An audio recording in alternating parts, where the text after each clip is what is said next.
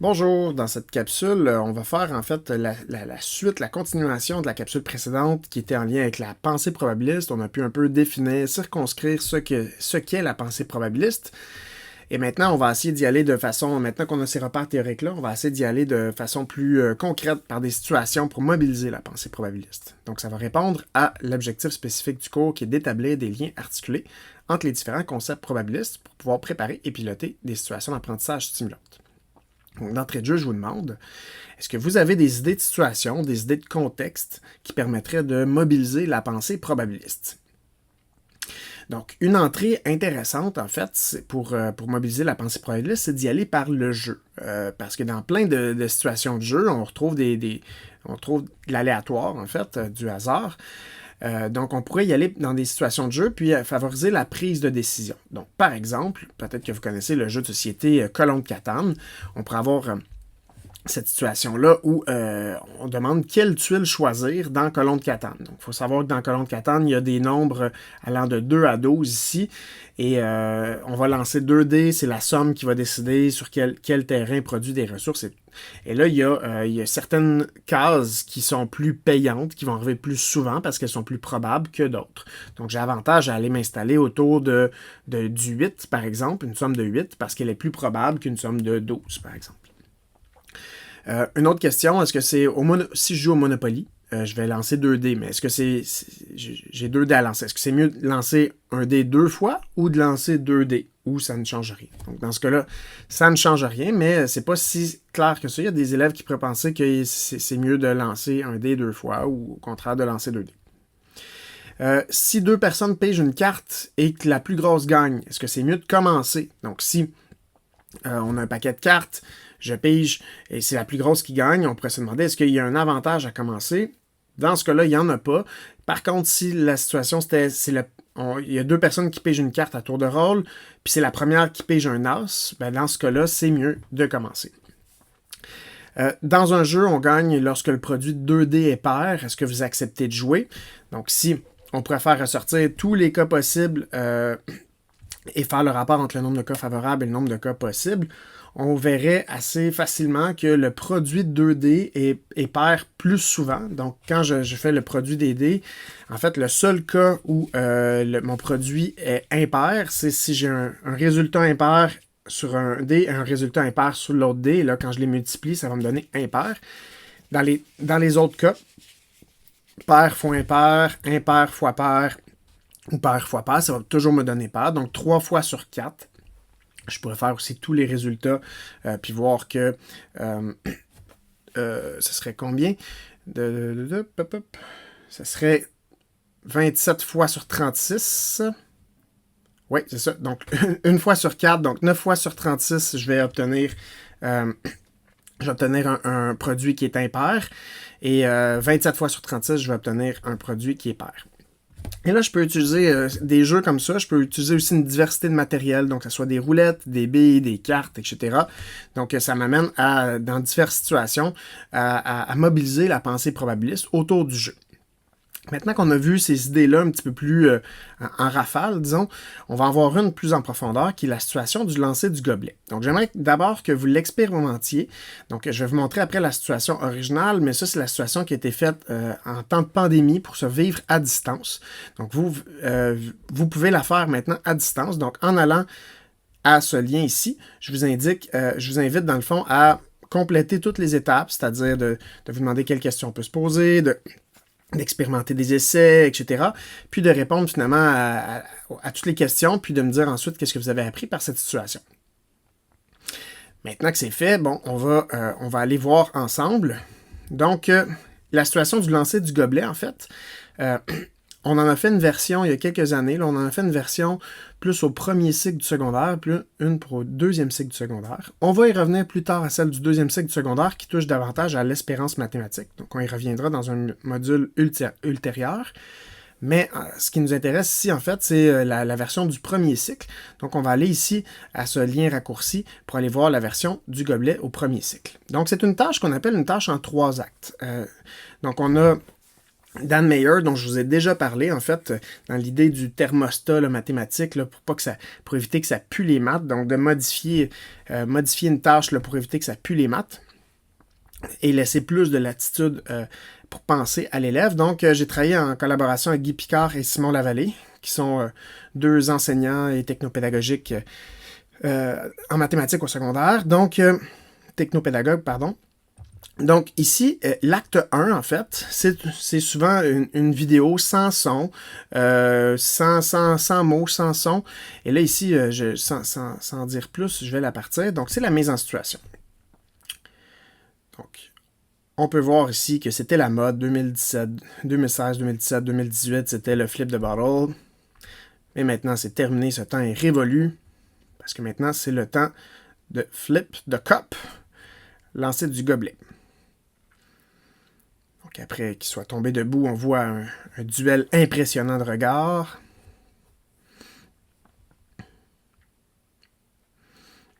Et c'est tout. Ça se termine là, puis on voit qu'il y a un petit questionnement ici, une petite interrogation. Donc, une fois que c'est très court, une trentaine de secondes la mise en situation, et là, on laisse place aux questions. Donc, comme je vous avais déjà dit pour Dan Mayer, il ne faut pas donner la place juste à l'élève à répondre à des questions, mais à poser des questions. Donc, on demanderait aux élèves, à la suite de cette vidéo-là, quelles questions mathématiques t'inspirent. Puis là, on les laisse sortir des questions. Donc, il va y avoir, par exemple, c'est quoi la probabilité d'obtenir chacune des positions du gobelet? Quelle est la probabilité qui tombe debout? Est-ce que ça arrive plus souvent qu'il tombe debout que sur le côté? Mais ici, il pourrait y avoir plusieurs questions possibles. On les fait ressortir. Puis nous, celle qu'on va privilégier, c'est de faire ressortir on essaie d'inférer la probabilité d'avoir chacune des positions du gobelet. Donc ça, c'est l'acte 1. Maintenant qu'on a posé la question à laquelle on veut répondre, l'acte 2 nous amène à expérimenter. Et là, quand on le fait avec des élèves dans beaucoup de classes, on leur donne un 10 minutes. Et là, c'est ce que vous avez vécu, vous aussi, si vous l'avez fait, au long, dans le site à distance là, qui a été géré par Guy Picard, là, par ses élèves durant la pandémie. Donc, c'est parti pour 10 minutes. Et on les fait après compiler leurs résultats. Ici, combien de fois qui est tombé sur le côté, combien de fois debout, combien de fois à l'envers. Et on compile les résultats de classe ensuite de tout le monde. On montre ensuite la vidéo d'un petit échantillon de lancer en accéléré. Donc on montrait, par exemple, ici, là, on voit, on s'est filmé en train de faire des essais. Puis on voit ici que ça se compile, on le fait compiler à droite. Donc on voit que ça arrive plus souvent qu'il tombe sur le côté. Mais à l'occasion, il tombe à l'envers. Puis à des occasions encore plus rares, il peut tomber debout. Et là, les questions, quand on fait jouer cette vidéo-là de lancer en accéléré, on va en avoir ici une trentaine dans cet extrait-là. On va se dire, ben maintenant, si je l'avance à la fin, je l'arrête ici, bon, disons qu'on a 32 lancés, puis là, on peut faire ressortir les fréquences. Donc, on a eu 10 fois sur 32 qui est à l'envers, et 22 fois sur 32 qui est couché. Donc, on pourrait demander, est-ce que ces résultats sont similaires à ceux que vous avez expérimentés en classe? Est-ce que les résultats sont fiables? Comment on pourrait avoir une tendance plus fiable? Donc, on va avoir plus d'essais. En se fiant à ces résultats-là, est-ce que c'est impossible d'obtenir la position debout? On l'a obtenu 0 fois. Mon effectif ici de 0. Donc, je l'ai eu 0 fois. Est-ce que c'est impossible? Pas nécessairement, parce qu'il y a peut-être des équipes qui vont l'avoir obtenu. Impossible veut dire que je ne l'obtiendrai jamais. Donc après ça, on va estimer une probabilité. On peut faire un plus grand échantillon de lancers en accéléré. Donc on le fait ici pour une centaine de lancers. Vous allez voir, ça va s'accélérer. On voit plus grand-chose à part les nombres ici qui augmentent, mais on s'est vraiment filmé en faisant une centaine d'essais. Encore une fois, on va demander est-ce que les résultats sont similaires à ceux expérimentés en classe? Est-ce qu'ils sont fiables? Est-ce qu'on pourrait encore avoir une tendance plus fiable cette fois-ci? Et là, si je vous amène à la fin, on a dépassé le cap des 100 essais. Et là, l'idée, c'est si on fait faire comme ça là, pendant une dizaine de minutes, normalement, les élèves vont faire une centaine d'essais. On peut, donc une classe de 30 à une centaine d'essais, ça nous donne peut-être 3000 essais là, pour la classe. Donc, après ça, ben, ce qu'on peut faire, on a une tendance qui est quand même fiable là, quand on a 3000 essais. Et on a voulu aller encore plus loin, donc avoir dans l'idée de tableur collaboratif dont je vous ai déjà parlé, avec le pince-feuille, on peut le faire aussi pour le gobelet. Donc c'est ce qu'on a fait, puis on l'a ouvert dans le fond à toutes les classes qui voulaient l'expérimenter.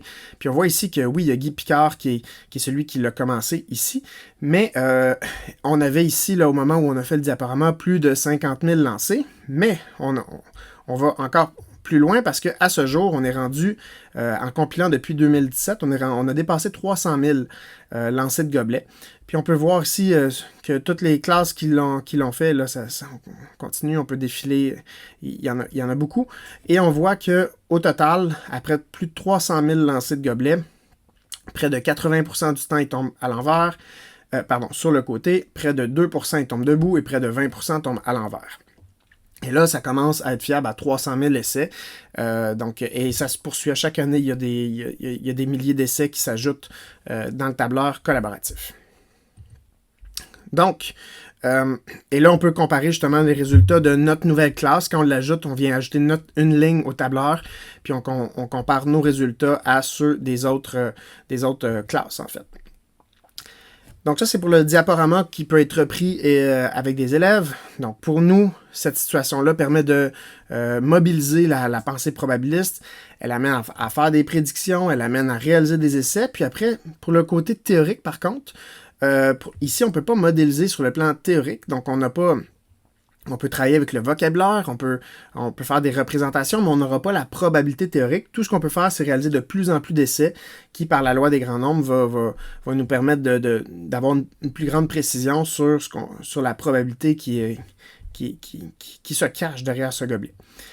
Il y a aussi, je ne cliquerai pas dessus, mais il y a un lien vers le guide pour l'enseignant, donc où on a justement Guy Picard qui a fait une vidéo qui explique qu'est-ce qu'on peut faire à travers le diaporama, quel genre de questions, mais je viens de le faire un peu avec vous.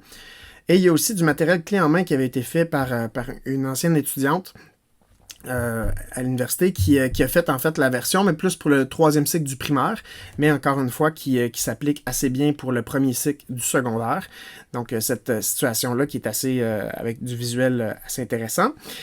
Et j'y reviendrai pour la version 2e cycle qui va un peu plus loin avec l'idée on met une mise et on gagne de l'argent selon la position. Et là, à ce moment-là, il y a tout le calcul d'espérance mathématique. Donc maintenant qu'on a vu en fait cette capsule, qu'est-ce que vous retenez de cette capsule-là?